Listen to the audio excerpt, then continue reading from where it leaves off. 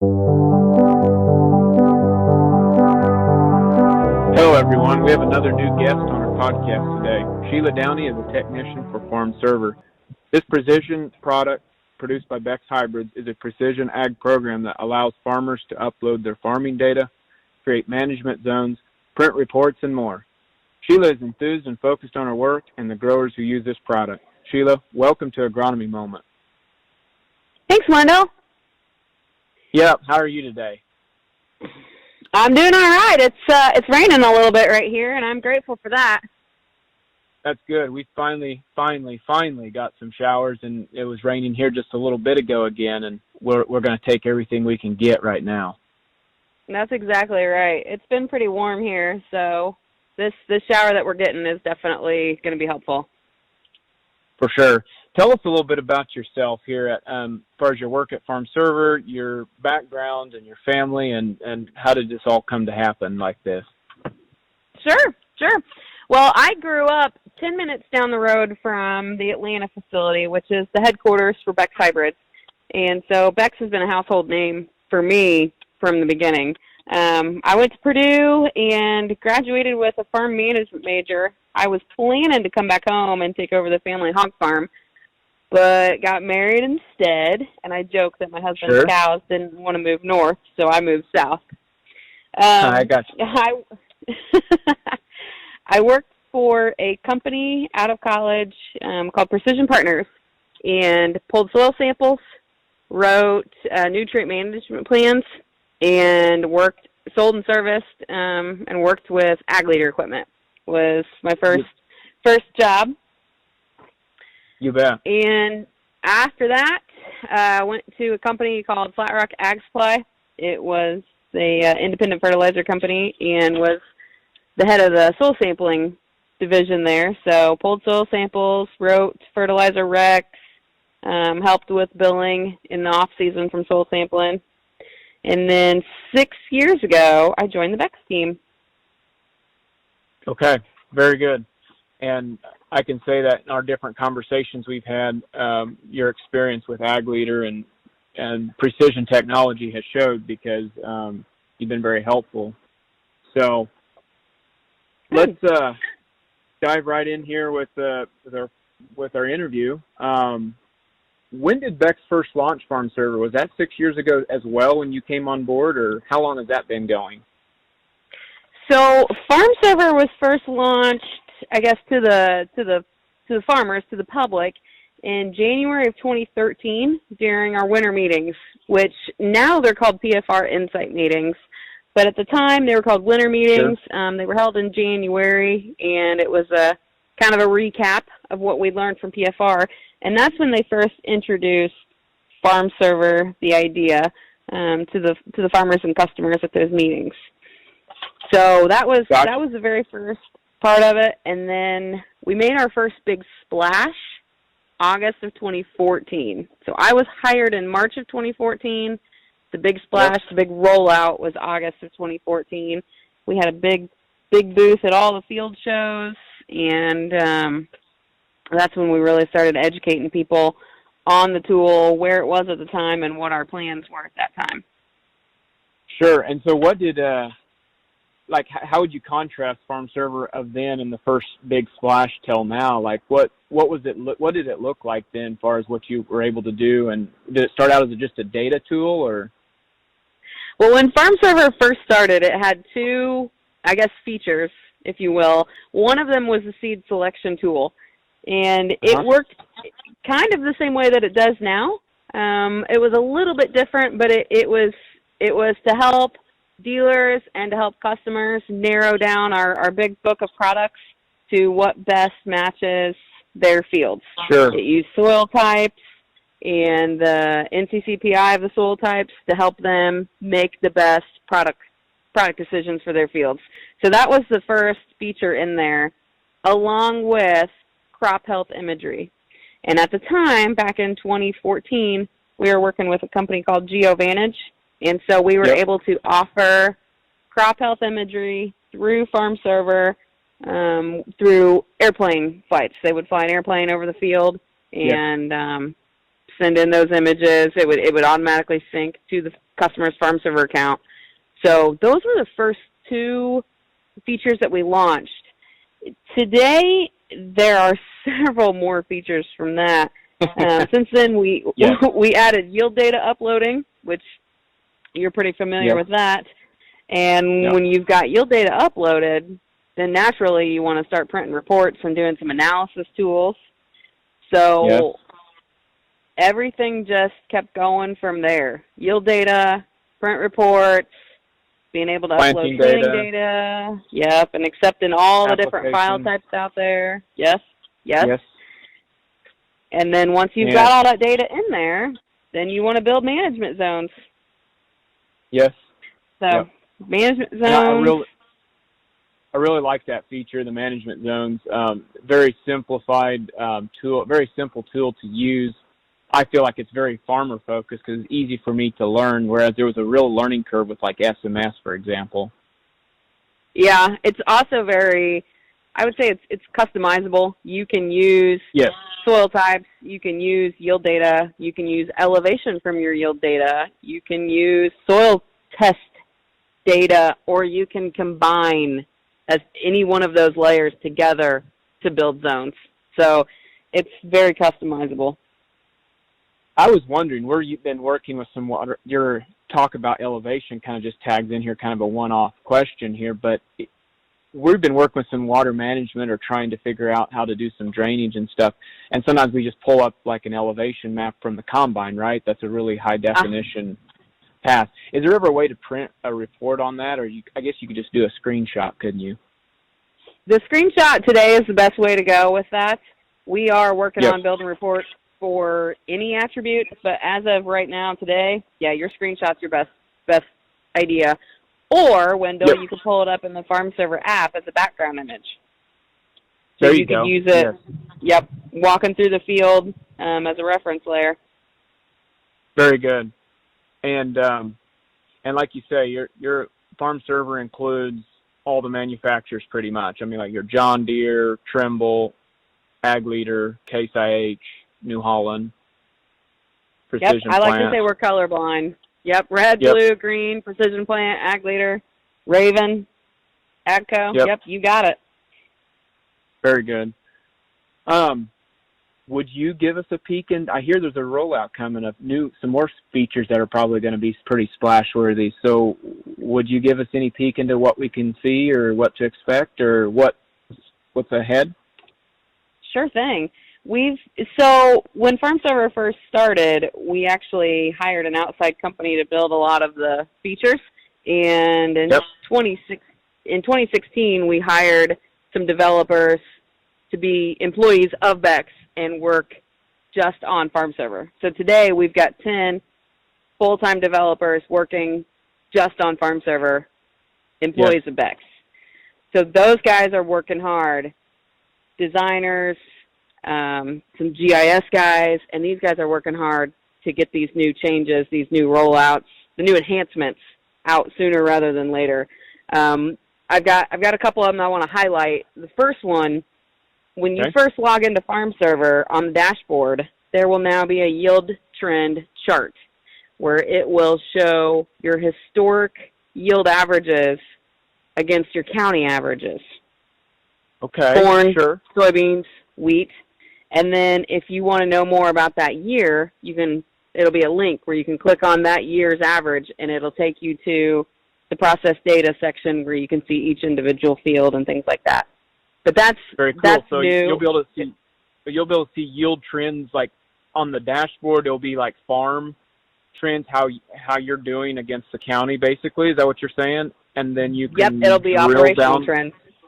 And then you can drill down into the field and say, well, how does this field trend with other fields or against my farm average? Or not initially. The side-by-sides and the comparisons on the field level will be coming hopefully this spring. I got you. The yield trend chart is our first step, and we're hoping to have it out this fall. Hopefully August. But that's the one where it'll show our operational averages for corn, for soybeans for each year, and compare those to the county averages. Very good. So that's, yep, that's the first big new one. Okay. Once we dive down into what we call the field focus level, or the field level with all the data and everything, inside that today there is what we call a query tool. And with that query tool, you can freehand an area of the field. And if you've got your yield data in there, it will show you yield in that area, yield by soil type in that area, yield by hybrid in that area. Well, we are adding some extra drawing tools to that feature. So we're adding a circle. So if you've got a pivot, now you click in the middle where the pivot is, click to the outside of the pivot, and it will actually it'll draw that circle. You don't have to freehand it anymore. Oh, yeah. Very nice. So that'll be nice. And then we're also adding a rectangle feature, and then just a simple polygon where click, click, click, click around the area. So for some of us that might have shaky hands or not as steady with the mouse, this is definitely an improvement there. I don't know sometimes if I can blame it on the cheap mouse that I bought or if it's my hand shaking, but it just goes all over. Yep, I've been there. Today I blamed it on the wood grains of the table that I was using. Yep. It's an imperfect world out here. We're trying to figure it out the best we can, and that will be very helpful to be able to do points so you can line it up. Yes, I agree with that. And what I've seen from the development and the design side, the whole site itself is going to be a little easier to use, easier to find what you're looking for. Also in Field Focus, we are adding scouting notes. So hopefully all of our Android users are rejoicing right now, because now as an Android user, you can go to FARMserver.com and use scouting notes through the website. Yes, and so in the past, when you go to like Chrome browser or something on an Android device, you're unable to actually do your scout. And will you be able to do it location enabled on your phone and then be able to see where you're at, or is that a little harder? That's the idea. Really? Okay. Yep, that's the idea, to use it just like a scouting note. Yeah, I'm excited about it. Plus, you'll have all your reference layers there too. So if you need to pull up your planting map, or you need to pull up, an application map or soil type, it'll all be right there. That will be very nice. Yep, for sure. So those are the two new features in Field Focus that I wanted to highlight. For those of us that like to print reports still, I know my dad would much rather have a piece of paper with his yield map than he would look at it on an iPad. Sure. We've combined a lot of those into one comprehensive yield report that's 4 pages. So each page will have about 2 maps on it. You'll have a yield map and then yield by soil type. And then the next page might have yield by product and yield by management zone. And so depending on what kind of data you have in there, that might dictate a little bit on how many pages you have. But we're kind of combining them a little bit. So for the users that want all of those maps but don't want to go back in there and continually order, or I have to order this map, and I have to go back in and order this map. This comprehensive report will be a one-click, I want that, boom, it comes to my email. Yep, and then you can choose however much you want to print. You want to print them all, print 2 of them, and pretty intuitive, right? That's right. Yep. The last big enhancement that's coming is in the ROI calculator, and it's getting a little bit of a redesign. So before, your break-even price was at the bottom of the page. We've moved it up to the top, a little easier to read. And then we're also adding a row in there where you can customize an input cost. So if there's something that you have in your operation that we don't have already listed in that ROI calculator, maybe I want to factor labor into this. I've got a labor cost. Type in labor, type in your per acre cost, and save it. Gotcha. Now, talking about the ROI tool, just a little background into that. FARMserver rolled that one out, what was it, several years, 2 years ago, 3, or has it been longer than that? No, it's only been probably 2 years ago. Yes, and I was thinking so. And when that was rolled out, from personal experience, and give a little background to my view on that, is the ROI tool is a feature in FARMserver where you truly can get your return on investment on that field, and not only that field, but that acre. And so you can see if there's a low area, like we have a field I'm thinking of in particular where it's a bottom field and it's had so wet years, it starts to make us question how profitable it is to keep that part. And we start thinking, well, maybe it'd be better, since we own that ground, to put it into a program, a conservation program, for example, because it's always negative. So it's very helpful, and just kind of give a background on the tool. And so what would you think, Sheila, would be some other features in that ROI tool that your QuickBooks or your accounting software, for example, aren't going to get? I mean, that's one, right? Sure. Well, the ROI calculator is a basic concept, but it's powerful in the information it can provide. So in FARMserver today, it's preloaded with university numbers. So if someone doesn't know what their per acre cost is for drying, or their per acre machinery cost, or something like that, those numbers from university research are preloaded in there. And if someone does not feel comfortable putting their own numbers in there, they can use the university numbers. So you're not starting with a blank slate. Everything is kind of filled in. Those are editable, though, Wendell. Like you found on your fields, you can go in there. You can change the land cost or the cash rent. You can change all those numbers. And then once you've got those in there the way you want them, you can view them a couple different ways. So my favorite is probably the percent of overall cost. So when you put your numbers in there, they're in there as a per acre cost. And let's say my cash rent is $200 an acre. Okay. If I switch to the percent of overall cost, it will tell me, using all the other numbers in my spreadsheet, that cash rent is actually 33% of the overall cost of my operation. Gotcha. Maybe seed is 18% of the overall cost of my operation. So that gives you a little different perspective on where your money's going.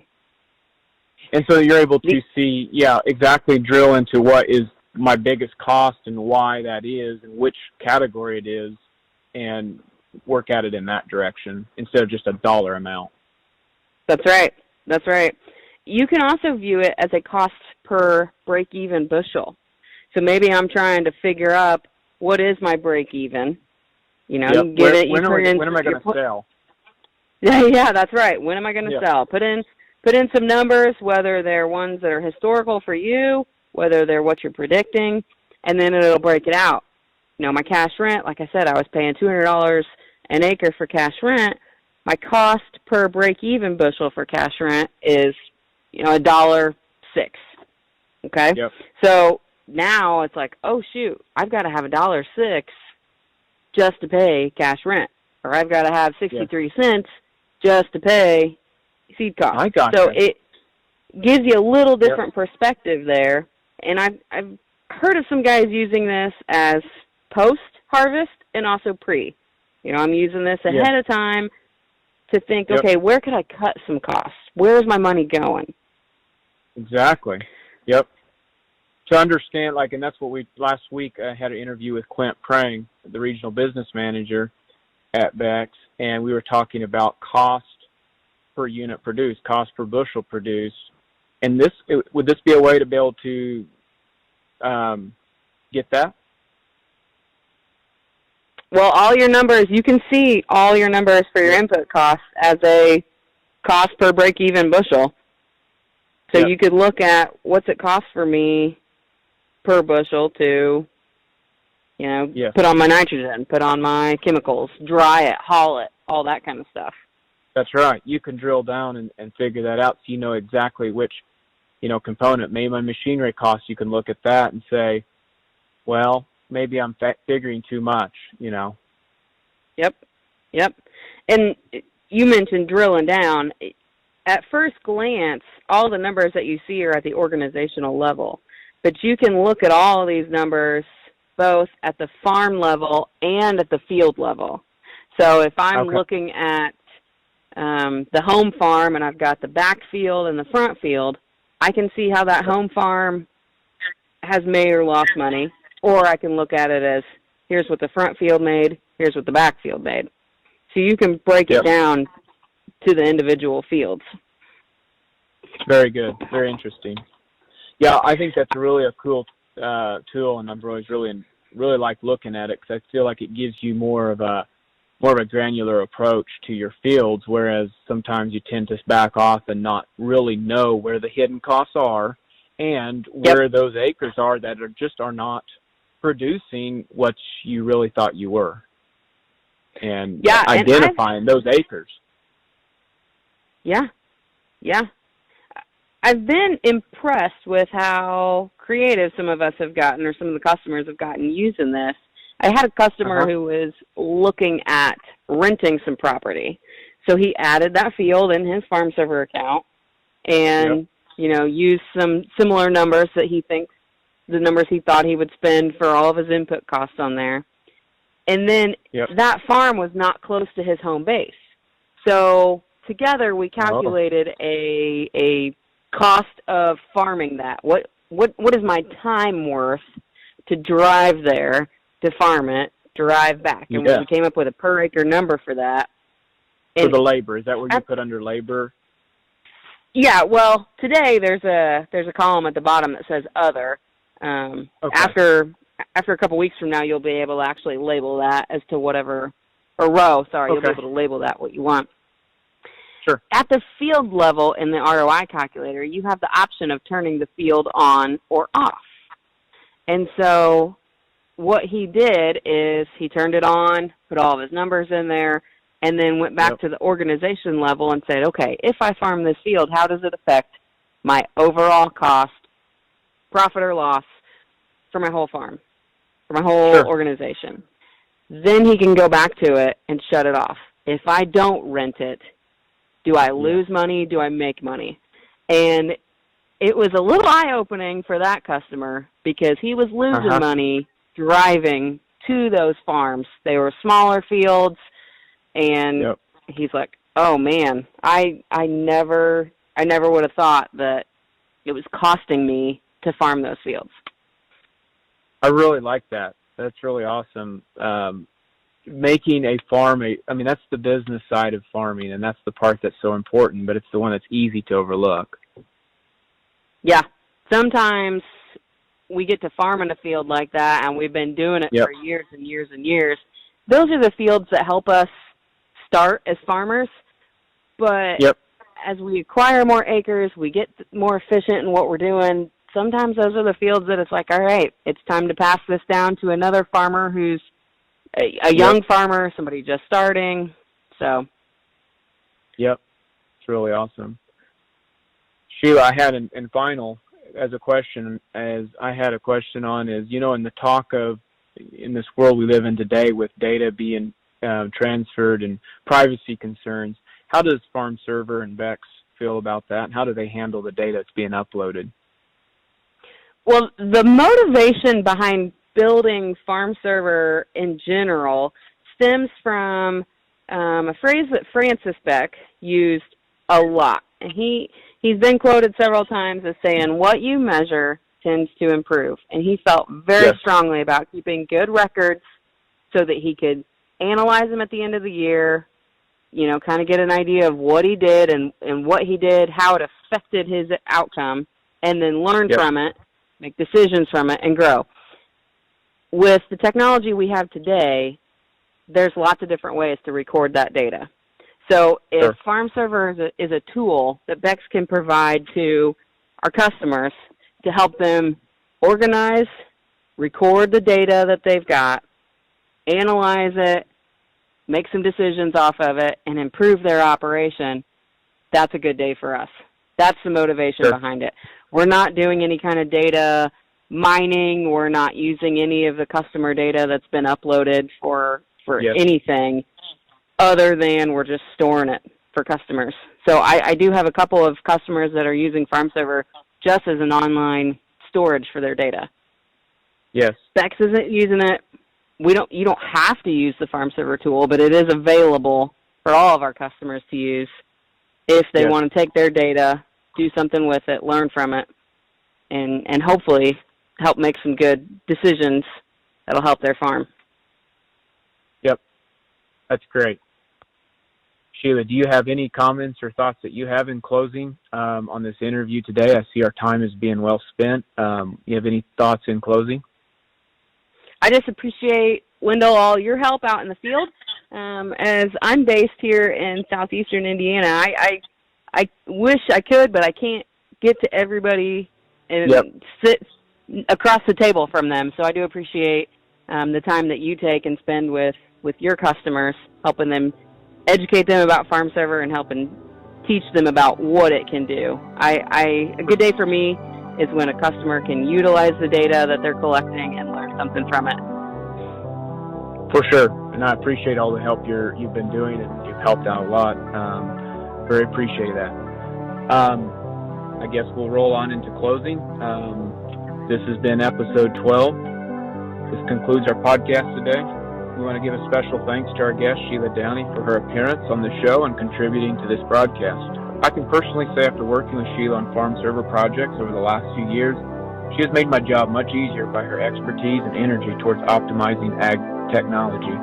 FARMserver is included to all Beck's customers for the premium features and is free for anybody on the basic features. You can find additional information of what we talked about in the show notes on my website, topagservices.com, or by reaching out to me, your humble host, Wendell Cohen. We hope you enjoyed it. Please subscribe and give us a 5-star review. It really does help us. It should be noted that all copyright content in this podcast has been acquired through special permissions and licensing from the proper artists. We just ask that you share the links to this podcast on all the broadcasting platforms that we are found. Feel free to reach out anytime with questions, feedback, or concerns you might have. This is a production of Top Ag Media. Wendell Cohen is a producer. I'm your show host. Cheers to all of you. We'll see you soon.